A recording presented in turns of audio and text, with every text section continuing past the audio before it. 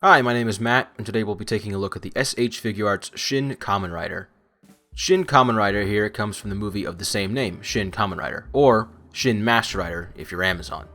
For the sake of my sanity, and so I don't have to say Shin Kamen Rider every 5 seconds, I will be referring to this figure by the character's real name, Takeshi Hongo. Right off the bat, the sheer presence of this figure is amazing. From the glossy pinkish lenses to the long flowing red scarf and the bulky trench coat, there's a level of unintentional menace on display.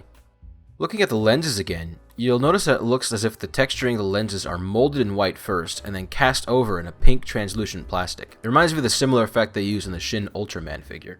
The amount of care and attention to detail will be a recurring theme on this guy, but before we dive into that, and because it's covering up so much, let's take a look at the trench coat. I'm not the biggest fan of soft goods on figures. If it's not like a cape or something, it just feels out of place. I think it makes the character look like a toddler wearing a heavy coat. Hongo here kinda has that problem, but it's not as bad as, say, like a Black Series Jedi.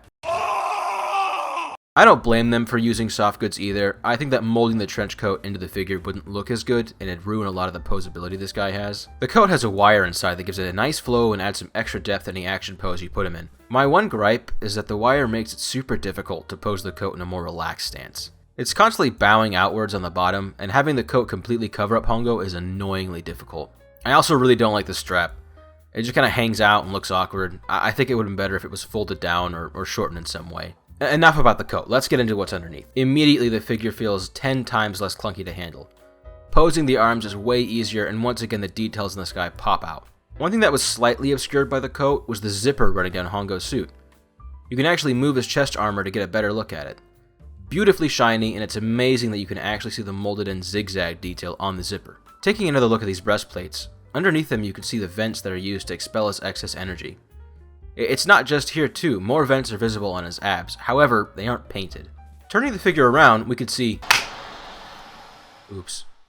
I should probably mention that his heels kind of make him a pain to stand up. It's not hard, and it's definitely not impossible, but the figure doesn't distribute its weight very well on its tiny heel and tiny toe box. But with enough patience, you can still balance him in some decent poses. Anyway, back to the back. He has a wing-like design on his back, and what's cool is that they have a segmentation that grasshoppers have on them, really adding to the overall design theme Hongo carries.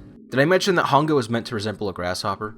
In the original 1971 series, which Shin Kamen Rider is a retelling of, Hongo was abducted and augmented to be a human grasshopper cyborg. That's why he not only looks like a grasshopper, but he fights like one too with all the jumps and kicks and whatnot. Back to the figure. Returning to the head briefly, there are two things I have to commend. The first is how amazingly well printed the mask emblem is on the back of his helmet. You can see the full design on the top of the box he comes in, and while it's not super complex, I imagine it's intricate enough to be a pain to print properly. Secondly, look at that luscious hair. Something that the original Kamen Rider and Shin Kamen Rider share are the long flowing locks that Hongo has. The only difference is Shin Kamen Rider had the thought to let his hair flow out of his helmet. I love it. I think it adds something a little unique to his design when compared to Ichimonji. Aside from his height and color palette, that is. The scarf is also a real stunner, but I will admit I get a tad bit nervous posing it. It's connected to the neck via a small ball joint, which is connected to a neck piece that can swivel all the way around the neck. But the swivel is so tight, I feel like it's going to break when I try to move it. My advice? Take it slow and don't force it. Lastly, we gotta talk about the belt. I saved it for last on purpose. It's such a simple design, but the colors and paint are so clean I can't help but be drawn to it every time I pick this guy up. Most of the detail and paint are used in the front. You can see that there's not a whole lot to see anywhere else, and that's perfectly fine. This is the number one place your eyes are going to be drawn to, so if you're going to get any part of the belt correct, it better be this one. As far as accessories go, Hongo comes with 3 pairs of additional hands. Out of the box, he comes equipped with a set of relaxed hands, and on top of his fists, you have a set of chopping hands and some flexy pointy hands.